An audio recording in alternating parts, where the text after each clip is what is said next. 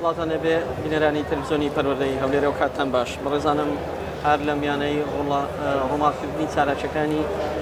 پێشانگا و کۆڕبەندی پەروەردەی هەولێر ساپێککەوتنین لەگەڵ بەڕێز مامۆستا شێرزاد ڕەشید کاکە بەڕێوەبەری خوێندنی کوردی لە شاری کەرکووک. مامۆستاجیان زۆر بەخێربی. زۆر سپاس. مامۆستا دەمەوێت لە دەستپێکدا قسە لەسەر ئەم پێشانگا و کۆڕبەندە بکەین کە هەم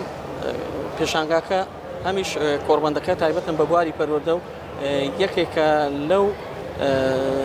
دیاردە تازانەی کە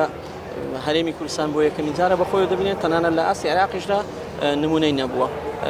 ئەوەندەی سەرنج و تێبینیتان کردبێ هەم پێشانگاکە هەم کۆڕبەندەکە لە ئاستێک و لە چ مستەوایەکدا دەیبینن؟ لە ڕاستیدا بە هۆی بەشداری خەڵکانێکی زۆر پسپۆر و ئەکادمی لە هەموو وڵاتانی جیهان چەند وڵاتێکی جیهانی و وڵاتانی عەربی و هەروەها عێراقی فیدرال و ئەو خەڵکە پسپۆرانە بە بەشداریکردنیان لەم کۆڕبەندە هەموو ئەو بابەتە پەروەردەیانە کە جێی گەڕمانین وەزارەتی پەروەردەی ئێمە و بایەخدانی وەزارەتی پەروەردەی ئێمە و بابەتە گرنگانکەیەکانی ئێستای ئەمڕۆ کە پەروەردە پێدەپەڕێت هەمووی باسی لێوە کراوە لە بەکارهێنانی سیستەمی دیجیتاڵی لە خوێندنە و هەروەها چۆنێتی هەڵسەنگاندنی قوتابی و مامۆستا و هەروەها ئەو ئامرازان و ئەو پێداویستیانە چین کە بۆ ئەمڕۆ کە پەروەردە بەرەو پێشەبە بەشان بەشانی ئەو کۆڕبەندە ئەو پێشانگایە کە کراوەتەوە بۆ چەندین زانکۆی جیهانی ئەو زانکۆکانی کە لە جیهانە بەربڵاو وەکو خوێندنی یانی و ئەو قوتابخانانەی کە لەنێو شاری هەولێر و عێراقدا کە قوتابخانەی ناحکومین و توانیان ئەوانیش هەموو پلان و بەرنامە و پرۆگرامەکانی خۆیان لە ڕێی ئەو پێشانگایەوە پێش بخەن و پێشکەشی بکەن و خەڵکێکی زۆر سەردانیانی کرد بە مەبەستی ئەوەی بتوانێت هەر قوتابێکە کە بێوێ پرسیاری زانکۆی چیە بوو جاران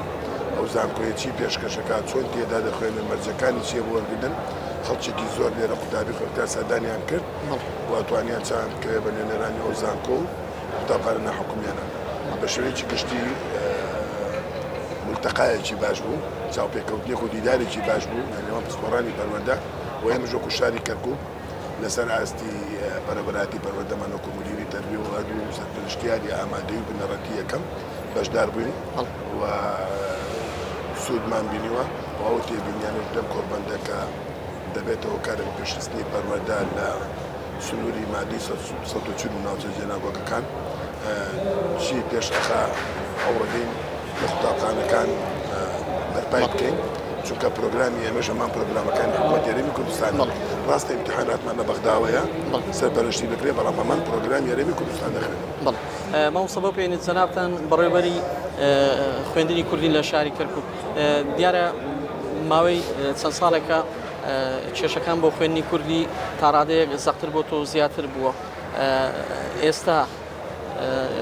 کێشە و ئاسەنگەکان بەکوێ گەیشت و زیاتر ئێوە لە چ لایەنێکی پەروەردەی و ئیداری کێشەتان هەیە؟ ئێمە هەرچەندە لە دوای ساڵی 2023 خوێندنی کوردی بەرپا بووە لە شاری کەرکووک و لە سەرەتا لە 5 قوتابخانە دەستمان پێکرد ئێستا خاوەنی 535 قوتابخانین و سنوورەکەمان زۆر فراوانە دەست پێکا لە پردێ هەتا خورماتوو و ئەو قوتابخانە خوێن کوردیانە هەروەها 41 باخچەی منداڵان لەخۆ دەگرێت و نزیکەی 100,000 قوتابی لەسەروی 100,000 لە هەموو خۆلاقەکانی خوێندنی کوردی دەخوێنن و نزیکەی 9,000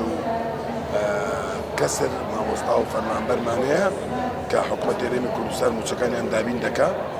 و کتێب پرۆگرامشمان لە هەرێمی کوردستانەوەیە. هەڵبەتە لە هەموو وەزارەتەکانی دنیا کە سەرپەرشتی پرۆسی خوێندن نەکرێ دەبێ پرۆگرام و تاقیکردنەوە لە هەمان وەزارەت بێ بەڵام ئێمە بۆی سروشت و بارودۆخی شاری کەرکووکەوە تاوەکو ئێستا پرۆگرامەکانمان بەغدا ئامادە نییە بۆمانی چاپ بکە ناچار بەنامان بدۆتە حکوومەتی هەرێمی کوردستان و وزارەتی پەروەردە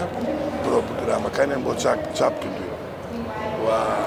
ئێمە ئەوماندا زۆر کار حکوومەتی هەرێم مادەم پرۆگرامەکان سەر بە خۆیەتی سەر بە وەزارەتەکەی خۆمانە امتحاناتش لێرەوە سەرپەرشتی بکرێ لە وزارەتی پەروەردەی هەرێمەوە بەڵام بەغدا قبوڵی نەکرد ووتي ئەگەر بێت ئەو تەڵەبانە لە دوانزەی ئامادەی امتحان بدەن و کۆدی هەرێمی کوردستانی نەبێ بۆ قبول مرکزی لە زانکۆکانی عێراق من ئەو کۆدانە قبولم نابێت و تەڵەبەی کەرکوشی خوێندنی کوردی محروم دەبوون لە وەرگردن لە زانکۆکانی عێراق و کەرکوک. مامۆستا هەموو کتێبانێک کە لە ناوەندەکانی خوێندنی کوردی لە کەرکوک دەخوێندرێ هەمان پرۆگرام و منهەجی هەرێمی کوردستانە، بەڵام لە کاتێکدا حکوومەتی عێراقی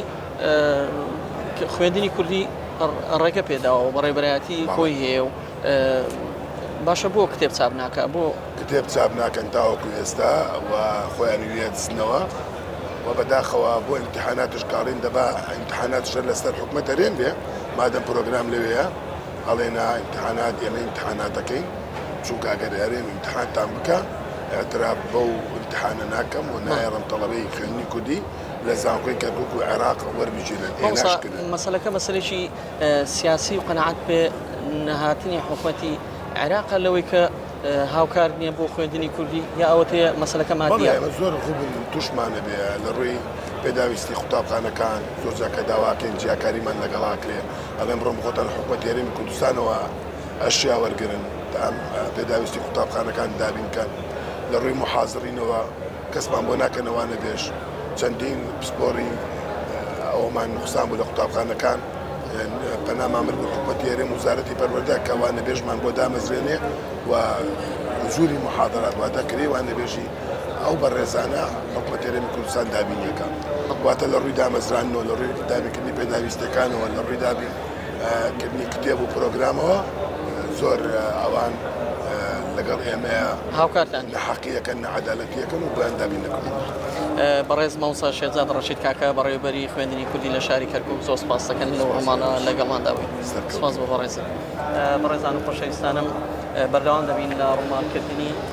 پێشەنگا و هەروە کۆڕبەندی پەروەردەی لە هەولێر.